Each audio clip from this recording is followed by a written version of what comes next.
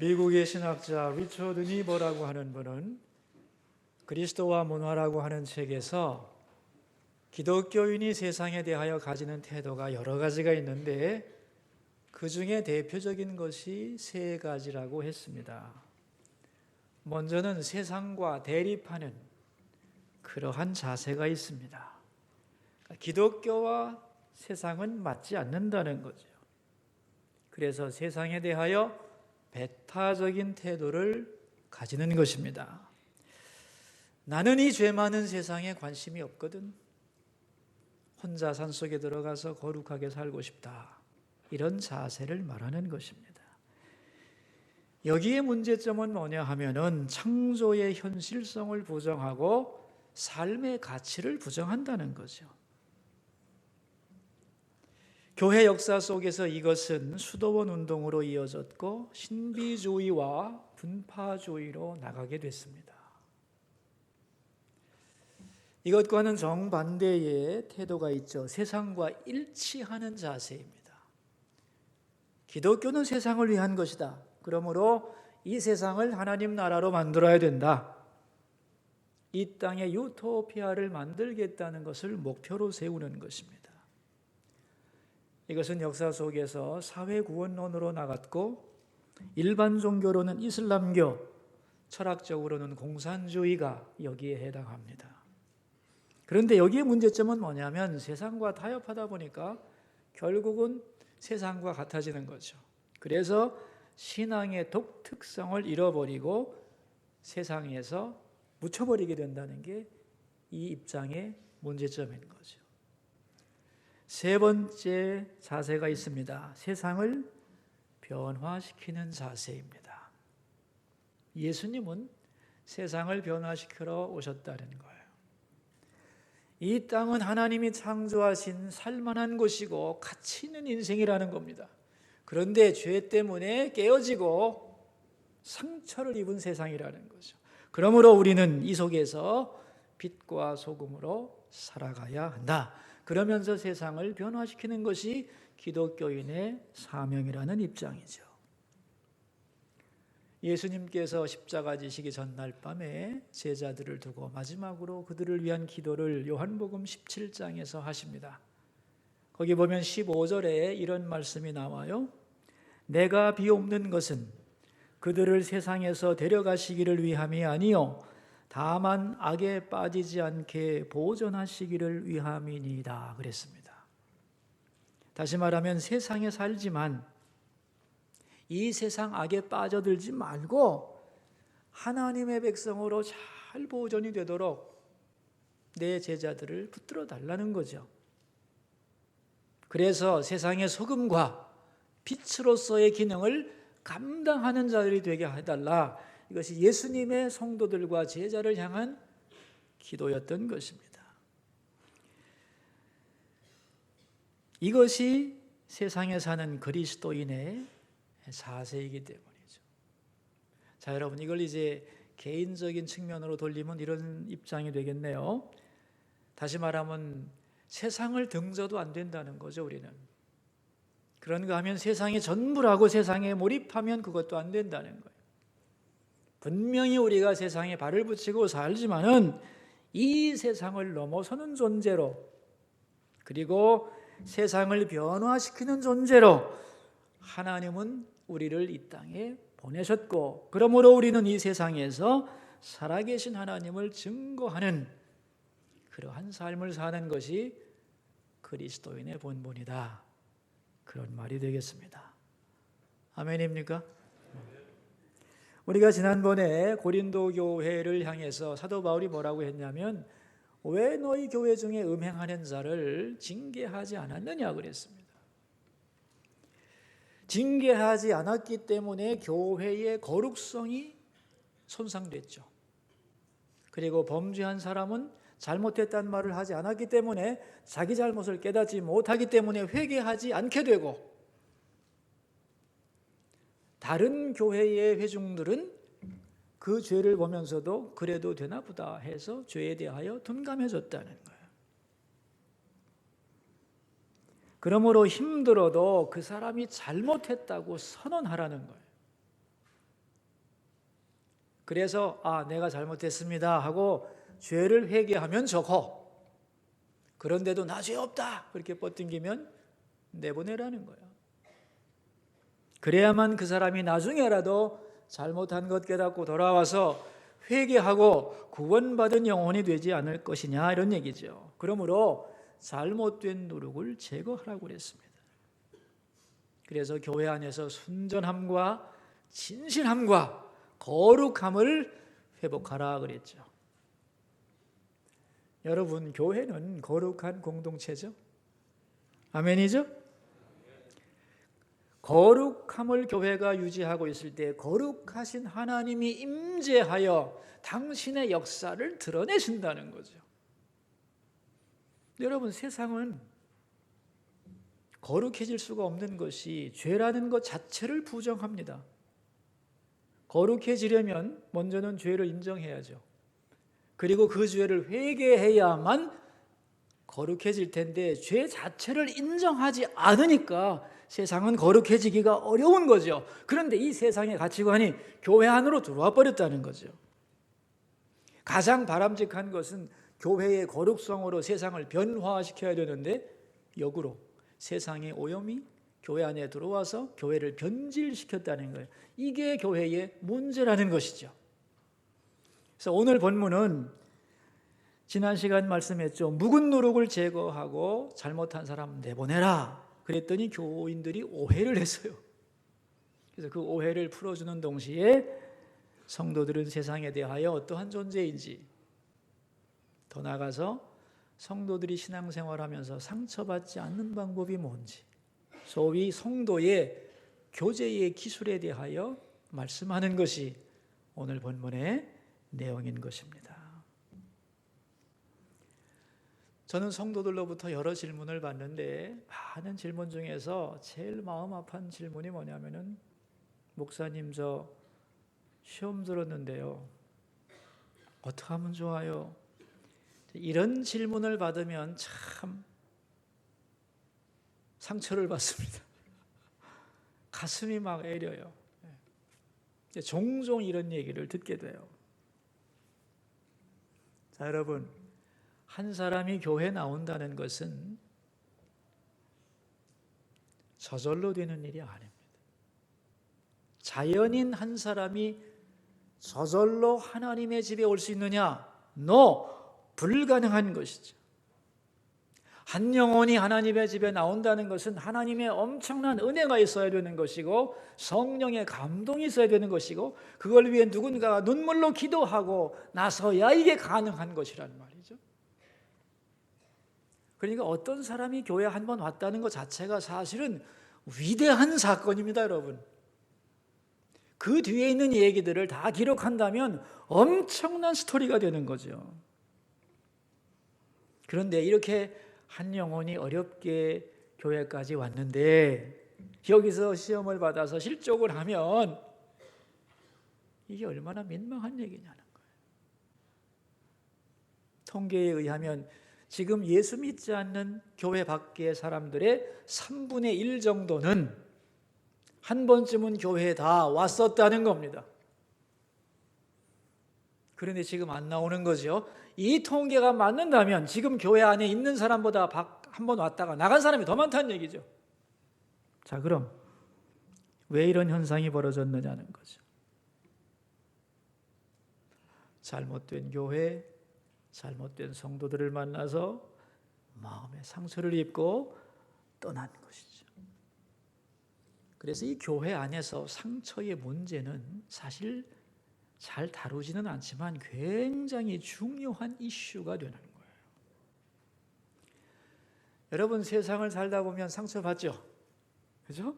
많이 받죠. 그러나 그 상처가 치료될 수 있습니다. 근데 교회에서 받은 상처는 치료가 잘 안 돼요. 그 이유가 뭘까요? 교회는 상처를 치료하는 마지막 장소이기 때문에 그렇습니다. 우리가 재판을 할 때 처음에는 지방법원에서 해요, 그죠? 그 다음에 고법에서 하고, 그런데 불복하게 되면 대법원에다가 기대를 하는 거예요. 거기서는 잘해주겠지 하고 마지막 소망을 거는 거예요. 근데 대법원에서 판결이 딱 끝나고 나면 어디다 하소연할 데가 없는 거예요. 교회도 그렇습니다, 여러분. 세상에 살면서 낙심도 하고 상처도 받고 위로받고 싶지만 해주는 데가 없어요. 여기저기 다니면서 많은 노력을 기울여도 내 마음의 갈급함이 해결되지 않아요. 이제 마지막으로 교회를 가보자. 교회는 뭔가를 줄 수 있겠지 하고 왔는데 여기서 상처를 받으면 이제는 갈 데가 없는 거예요. 또 하나는 교회란 조건을 붙이지 않고 사람을 있는 그대로 맞아주는 공동체입니다. 그죠? 그러니까 교회에 올 때에 많은 사람들이 긴장을 풀게 되죠. 마음의 갑옷을 벗고 무장을 해제한다는 거예요. 자, 여러분, 내가 갑옷을 입고 있는데 화살이 날아왔다 그러면 맞아도 상처가 적겠죠. 갑옷을 벗은 후에 화살이 날아오면 그대로 꽂히는 거죠. 교회의 상처가 그렇다는 거예요. 그래서 목회학에서 이런 말이 있습니다. 예수님을 전하는 사람도 교인이고 예수님을 떠나게 하는 것도 교인이다. 우리 한번 따라해 볼까요? 예수님 전하는 사람도 교인이고 예수님 떠나게 하는 사람도 교인이다. 맞습니다. 저는 교회 올 때 늘 기도를 하고 오지만은 특별히 주일날은 더 많이 기도하고 와요. 왜냐하면 많은 분들을 만나야 되잖아요. 그죠? 그래서 하나님, 제가 오늘 주님의 백성들을 많이 만날 것인데 주님의 사랑으로 만나게 해주시고 성령 안에서 말하게 해주시고 그리고 저를 만난 분들이 힘을 얻게 해주시고 나도 모르는 가운데 상처 주는 일이 없도록 저를 붙들어 주소서 기도하고 옵니다. 그런데도 실수할 수 있죠. 아무런 생각 없이 열심히 엿새 동안 세상에 나가 살다가 그냥 허겁지겁 달려왔을 때 나의 모습과 그 표정과 언어와 행동을 통해서 누군가를 얼마든지 상처 줄 수 있다는 걸 여러분 우리는 기억을 해야 됩니다. 그러므로 오늘 본문은 상처받지 않고 어떻게 성도들이 교제를 이루어갈 수 있느냐 하는 말씀인데요. 어떻게 교제해야 되느냐 9절과 10절입니다. 함께 읽읍시다. 내가 너희에게 쓴 편지에 음행하는 자들을 사귀지 말라 하였거니와 이 말은 세상에 음행하는 자들이나 탐하는 자들이나 속여 빼앗는 자들이나 우상 숭배하는 자들을 도무지 사귀지 말라 하는 것이 아니니 만일 그리하려면 너희가 세상 밖으로 나가야 할 것이다. 죄인과 사귀지 말고 누룩을 제해버리라 그랬더니 아니 우리가 그럼 어떻게 해? 그럼 누구하고 만나란 말이냐? 세상의 모든 사람이 죄인인데 죄인과 사귀지 말면 그럼 세상 밖으로 나가라는 거야? 이런 오해가 있었다는 거죠. 그래서 바울이 말하는 겁니다. 내가 말한 뜻은 그런 뜻이 아니다. 정말 죄인과 사귀지 말라면 세상 밖으로 나가야지. 내가 말하는 것은 그런 얘기가 아니야. 그런 얘기죠. 그러면서 이 세상에는 죄가 많다는 걸 먼저 인정을 하죠. 오늘 본문에 보면 세상에 있는 죄를 크게 가장 흔한 죄 세 가지를 열거하고 있어요. 10절에 나오는데요. 첫째가 뭐냐 하면은 음행하는 자들 그랬어요. 그러니까 성적인 부도덕. 그러니까 이 세상은 날이 갈수록 성적으로 죄가 많아지는 거죠. 아주 음란한 세대로 거침없이 치닫고 있는 거예요. 이게 세상의 모습이라는 거예요. 두 번째가 뭐냐 하면은 탐하는 자와 속여 빼앗는 자들, 이 카테고리입니다. 이게 뭐냐면 물질에 대한 지나친 욕심이요.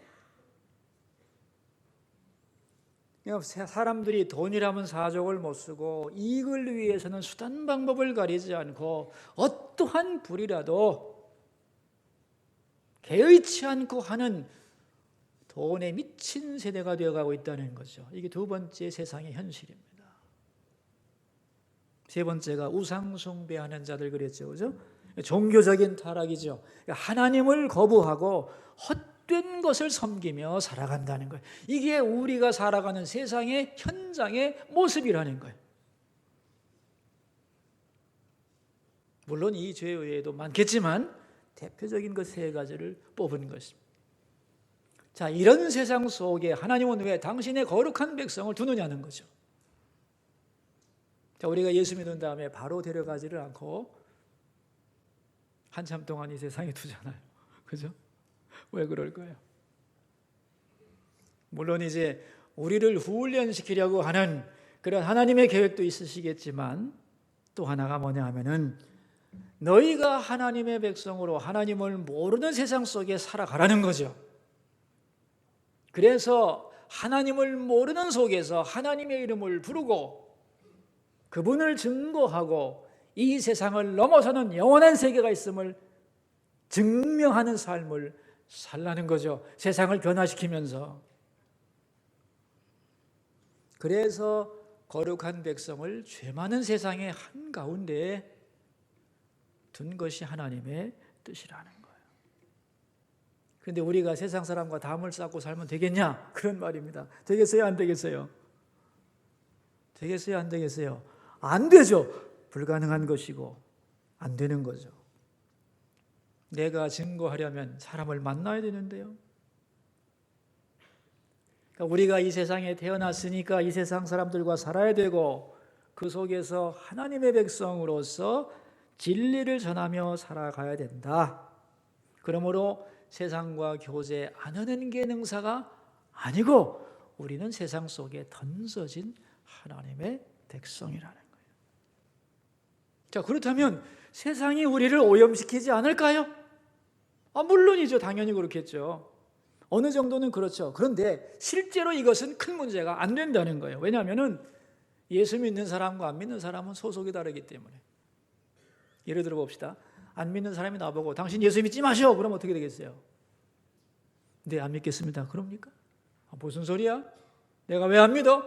하고 자기의 주장을 굽히지 않는 거죠. 핍박이 오면 신앙이 무너질 것 같지만 오히려 깨어납니다. 나 이래서는 안 되겠다. 이렇게 믿으면 못 견디겠다. 그래서 열심을 내게 되는 거죠. 바람이 불면 그 바람을 타고 불이 활활 타오르는 거죠. 그래서 안 믿는 사람이 주변에 많고 그 사람들이 나를 유혹한다 할지라도 살아있는 신앙은 오히려 그 상황에서 더 깨어난다는 거예요. 경각심을 갖고. 그러다 보면 하나님과의 만남이 있고 하나님의 도우심을 경험하면서 그 믿음이 뜨거워지는 거예요. 그러므로 안 믿는 사람에 대해서는 걱정할 거 없다는 거예요. 그가 음행을 하든 욕심꾸러기든 우상을 숭배하든 상관없어요. 문제는 형제가 그랬을 경우, 다시 말하면 예수 믿는 사람이 자기가 예수 믿는 사람이라고 하면서 도대체 예수 믿는 사람답지를 않고 저 사람을 보면 내 마음에 상처가 되고 내 신앙이 흔들리는 그런 사람이 옆에 있다면 그런 사람하고는 사귀지 마라, 그런 얘기. 왜 그럴까요? 먼저는 나를 위해서겠죠, 그죠?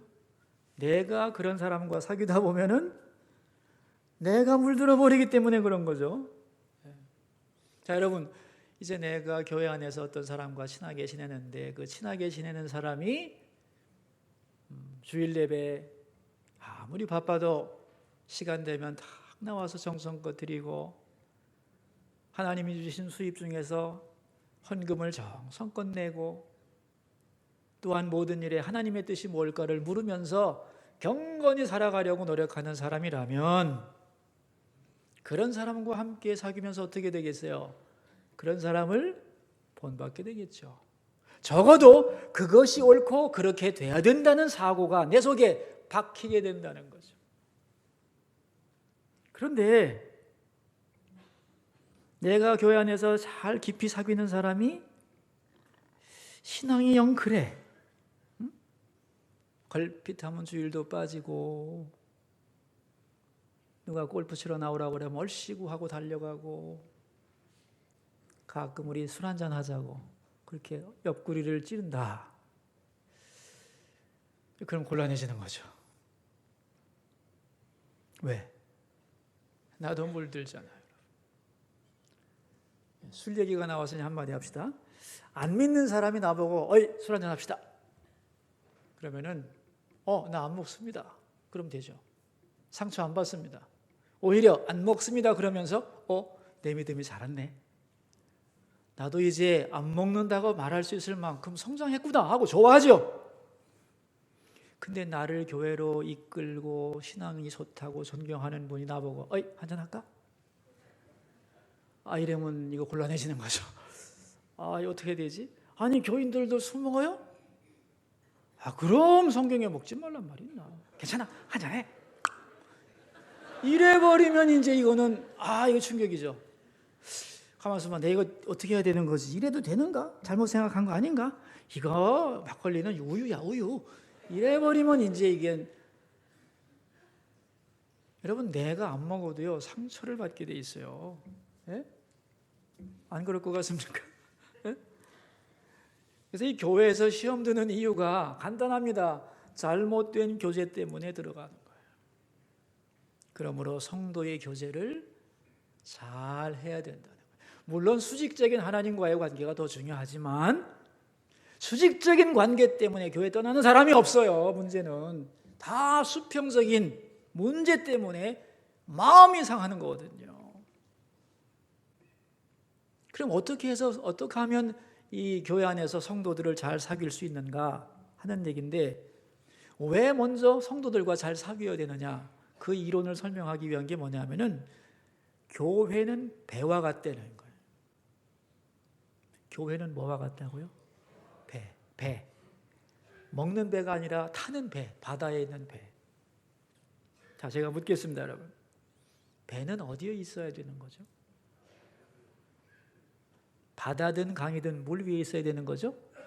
육지에 정박해 있으면 배의 몫을 감당할 수가 없죠. 배는 반드시 물 한가운데 떠 있어야지 배가 될 수 있는 거예요. 그런데 그 배 안에 물이 들어오면 어떻게 돼요? 물이 들어오면 어떻게 해요? 좋은 게 아니죠. 퍼내야 되죠. 왜? 그냥 두면 가라앉아요. 교회도 그렇다는 거예요. 교회는 세상 속에 있어야 되는 거예요. 왜? 세상을 구원해야 되니까. 세상 한복판에 있는 거예요. 그러나 세상의 가치가 교회로 들어오면 어떻게 돼요? 그 교회의 거룩성이 손상되는 거죠. 구원할 능력을 잃어버리는 거죠. 교회와 배와 같기 때문에 옆에 함께 배를 타고 있는 사람들과 잘 사귀어야 된다. 그럼 어떤 친구하고 사귀어야 되는가? 이 목회학에서는 성도들이 좋은 친구를 사귀는 5가지 방법을 제시하고 있어요. 한번 얘기해 볼까요? 네? 첫째가 뭐냐 하면은 내가 어떤 사람이 될 건가를 먼저 결정해야 돼요. 그게 1단계입니다, 여러분. 예를 들면 내가 충성된 사람이 되기를 원하는가? 내가 비판적인 사람이 되기를 원하는가? 내가 연약한 사람 되기를 원하는가? 나름대로 원하는 모델이 있어야 될 거 아니에요. 예를 들면 나 신앙생활 제대로 할 거다. 그렇게 결심을 하든지, 아니면 나 적당히 믿는 나이롱 신자가 될 거야. 결심을 하든지, 뭔가 자기가 설정을 해야 된다는 거예요. 그게 첫 번째 단계예요. 두 번째가 뭐냐? 그런 사람을 찾고 그런 사람을 사귀라는 거예요. 자, 첫 번째 단계가 뭐였죠? 내가 어떤 사람이 될 것인가를 결정해야 돼요. 그리고 나서 이제 그런 사람을 찾고 그런 사람을 만나고 사귀어야 돼요. 예를 들면 내가 기도하는 성도가 되겠다고 결심을 했으면 기도 열심히 하는 사람하고 사귀어야죠. 왜 그럴까요? 우리도 모르게 그 사람을 닮아가기 때문에 그렇죠. 세 번째, 저 사람은 내가 원하는 스타일이 진짜 아니야. 그러나 장점도 있기 때문에 그 사람의 장점만 발췌해서 배우겠다는 것은 틀린 거예요.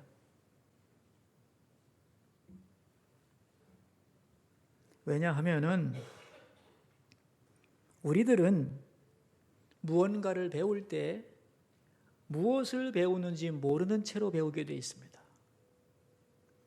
그러니까 저 사람은 영 아니야 할 때 아닌 거는 안 배우고 저 사람의 좋은 것만 발췌해서 배울 수가 없는 거예요. 패키지로 받아들이게 돼 있다. 그래서 아니라고 생각하면 안 해야지. 아니라는 것을 사귀면서 좋은 것만 빼올 수는 없는 거다. 이게 세 번째 원리입니다. 네 번째가 뭐냐 하면은 모든 성도들과 그러나 가능한 화목해야 된다는 거죠. 할 수 있으면 모두 하고 좋은 친구가 되어야 하는 거다. 그러나 그 안에서 더 좋은 나하고 잘 맞는 사람들이 있는 거죠. 그런 사람들과 교제권을 만들어 가라는 거예요. 이거는 내가 선택하는 거예요. 그래서 좋은 사람이 있으면 첫째는 예의를 갖추어서 부드럽게 그리고 천천히 사귀면 관계를 깊이 할 수 있다. 그런 얘기입니다. 자, 다섯 번째가 뭐냐면은 그럼 어떤 사람과 교제를 안 한다고 해서 그 사람을 뒤에서 험담한다거나 또는 그 사람은 얼굴을 딱 만났을 때 획 돌리고 외면하면 안 된다는 거죠. 기본적으로는 모두에게 친절하고 부드러워야 되는 거죠. 그러나 정기적인 교제를 하거나 그들의 제안에 동의하지 말고 거절할 것은 거절하는 지혜가 필요하다는 거예요. 교회 안에서 바른 교제를 위한 5가지 지침입니다. 어떤 분들은 저한테 이런 얘기를 해요. 목사님, 저는요 모든 사람 사랑하고 싶은데 그렇게 사랑할 수가 없어요. 저에게는 사랑이 부족한가 봐요. 그런 얘기를 해요. 제가 말하죠. 아닙니다. 사랑 부족한 거 아니에요. 우리 모든 사람에게는 에너지의 한계가 있어요, 여러분. 그래서 모든 사람을 다 사랑할 수가 없는 거죠. 그러니까 내가 정말로 사랑해야 될 사람을 제대로 사랑하기 위해서는 그렇지 않은 사람들에게 가는 힘을 낭비하면 안 돼요.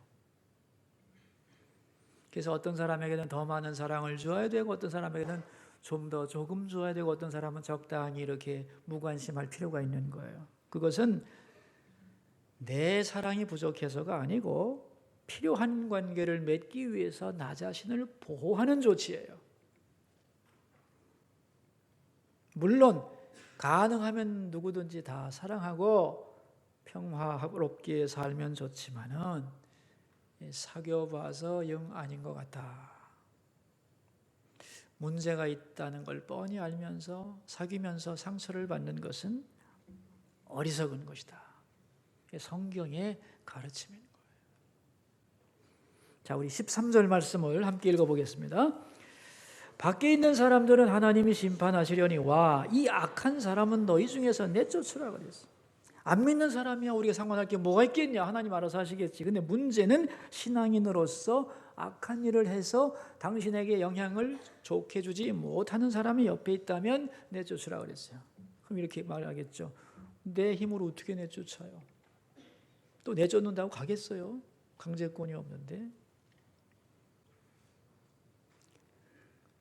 법적으로 내쫓지 못한다 할지라도 그 사람으로부터 더 이상 영향을 받지 않을 것을 내 마음속에서 선을 그어야 되는 거예요. 피해를 보았다면.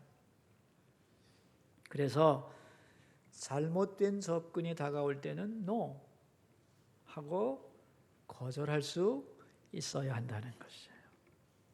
그래서 내가 어떤 선을 딱 마음이라도 그어놓으면 그 사람의 악이 그 선을 넘어올 수가 없는 거죠. 그죠? 그러다 보면 내가 나 자신을 보호하게 되고 교회 공동체를 보호하게 되고 사실은 그 사람도 회개할 기회가 생겨나는 거라는 거죠. 그런데 내가 뭐 어설프게 사랑한다고 뭐 그 사람 고치겠다고 달려들다가는 내가 시험에 들고 그 사람에게는 지지자만 많아지면서 회개할 기회를 그 사람도 잃어버리게 되는 것이다. 그런 얘기입니다. 주제가 좀 어려운 거죠, 오늘? 매우 말하기가 어려운 주제라서 조심스럽긴 한데 하나님의 말씀이니까 잘 배워둘 필요가 있고 우리가 어떻게 하면 교회에서 상처받지 않고 하나님 앞으로 잘 나가고 바른 교제를 이루어갈 것인가에 대한 좋은 지침이기 때문에 생략하지 않고 다루고 있는 것입니다. 여러분, 인생이 복잡해지는 이유가 많겠지만 가장 대표적인 이유는 거절을 못하기 때문이에요. 거절을 못해서 인생이 복잡해지는 거예요. 아닌 것에 대해서는 아니라고 말하면 인생은 단순해지는 거예요. 그래서 체질적으로 거절을 못하는 사람들에게는 어떤 지침이 있냐면요, 거울을 보고 연습하라는 거예요. 나 아니에요. 저 싫어요. 저는 이 일에 관여하지 않겠어요. 라고 거울을 보고 연습하라는 거예요. 교우님 중에 한 분이 저한테 찾아와가지고 이런 얘기를 하셨어요. 목사님, 저희 가족 중에 저보고 돈 빌려가고 안 갚는 형제가 있는데 가만 보면 짓을 거는 다 씁니다. 근데 나보고 뒷감당해달라. 이번에 와가지고 이제 카드비 처리해달라고 하는데 고민입니다. 거절을 하면 예수 믿는 사람이 왜 이렇게 사랑이 없어? 교회 나오라고 하면서 나한테 이러면 돼? 뭐 이랬는데 이거 이럴 수도 없고 저럴 수도 없고 그래요. 그래서 내가 딱 자르세요 그랬어요. 그랬더니 이번이 마지막이라는데요. 그래서 제가 그랬습니다. 그 얘기 한두 번 들어요? 습관사인데 그거. 정신과에서 뭐라고 하는 줄 아십니까? 그런 소리를 하는 사람들은 상대방의 동정심과 연민을 유발시키는데 천부적인 재능이 있다. 그러나 처음에 자르지 않으면 양쪽이 다 피해를 입는다. 그러므로 절대 카드빚 갚아주지 마라. 감옥 가게 놔둬라. 호되게 고생해야 고친다. 이게요, 학계 정설입니다. 이걸 거절 못해서 끌려가는 가정이 많습니다. 여러분, 우리나라의 신용불량자가 많을 때는 450만 명까지 됐어요. 물론 자기가 낭비한 사람도 있지만 대부분의 사람들은 다른 사람 뒤에 봐주다 이렇게 된 거예요. 거절 못해서. 여러분, 우리가 다른 사람을 도와줄 때도 원칙이 있는 겁니다. 그 사람이 열심히 노력하고 땀 흘리고 리어카라도 끌고 뭔가 몸부림을 칠 때 도와주는 거예요. 그렇게 몸부림을 칠 때 지혜도 생기고 능력도 생기고 신용도 생기고 용기도 생기는 거지, 자기는 가만히 있으면서 알아서 도와달라 도와주면 안 되는 거죠. 둘 다 회복이 어려워지는 거예요. 그래서 제가 이번의 경우는 딱 끊으세요 그랬어요. 그랬더니 그분이 저보고 하는 말씀, 목사님 말씀만 들어도 너무 시원해요. 저는 예수 믿는 사람은 거절하면 안 되는 줄 알았어요. 죽더라도 같이 죽는 게 사랑인 줄 알았어요. 이래더라고요.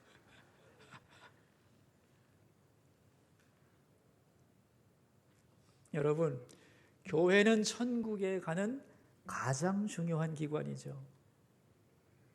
그러나 천국 자체는 아니에요. 좋은 사람도 많습니다만은 그렇지 못한 분들도 있을 수 있어요. 상처받지 않고 가려면 분별을 잘 해야 합니다. 여러분, 앞으로 사탄은 교회 안에서 첫째, 소외된 사람들, 둘째, 거듭나지 않은 사람들, 셋째, 연약한 사람들을 찾아다니면서 상처를 주어서 교회를 떠나게 하는 일이 갈수록 많아질 겁니다. 교회 자체가 거룩한, 하나님으로부터 거룩함을 회복하지 않으면 이 일은 점점 더 많아질 거예요. 그래서 많은 사람이 교회 왔다가 많은 사람이 상처받고 떠날 거예요. 우리가 이런 세대 속에서 살아가면서 어떻게 하면 하나님을 향하여 흔들리지 않는 믿음의 길을 걸어갈 것인가?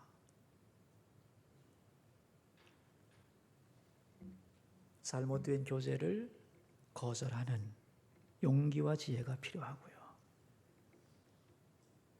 그래서 잘못된 교제로 인하여 상처받지 않고 여러분의 신앙생활이 주님을 향하여 잘 전진하는 아름다운 믿음의 길이 되기를 주의 이름으로 축원합니다. 기도하겠습니다. 우리 세 가지 기도 제목 가지고 주님 앞으로 나가겠습니다. 첫 번째 기도 제목, 교회 안에서 상처받은 사람들을 위로해 주소서. 상처받고 떠나는 사람 없게 해주소서. 우리 함께 기도합시다. 하나님 아버지, 아버지의 교회는 모든 상처가 씻어지는 곳입니다.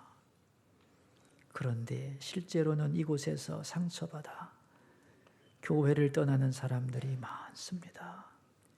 하나님 때문에가 아니라 사람 때문에.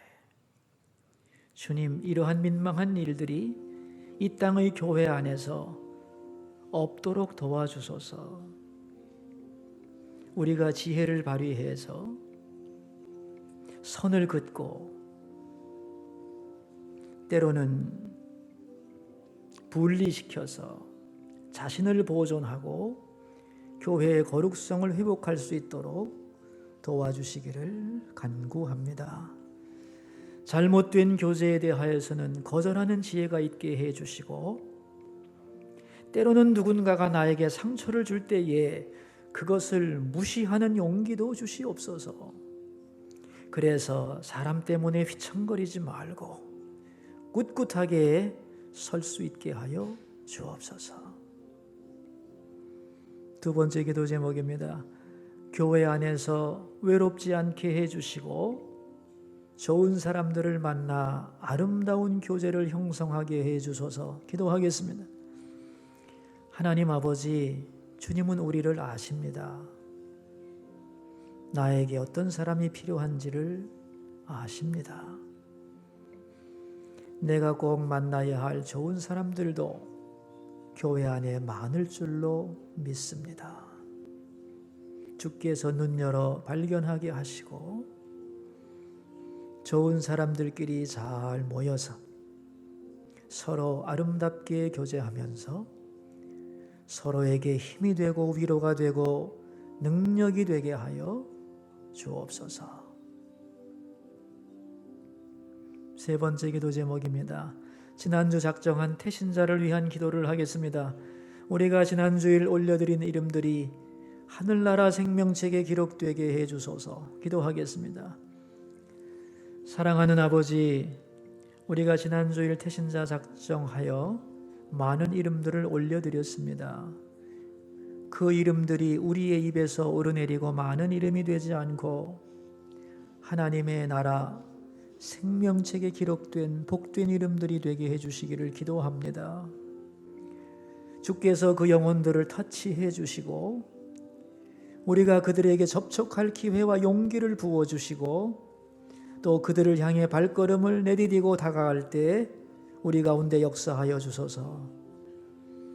또한 계속되는 태신자 작정에 은혜를 베푸시고 성도들 모두 빠짐없이 다 참여하게 하여 주시옵소서. 살아계신 하나님, 교회와 성도들이 세상을 변화시켜야 하는데 오히려 세상 가치관에 의해 변질되는 일이 너무 많습니다. 불쌍히 여겨주시고 교회의 거룩성을 회복시켜 주시고 하나님의 집 교회 안에서 상처받아 떠나는 영혼들 없게 하여 주소서.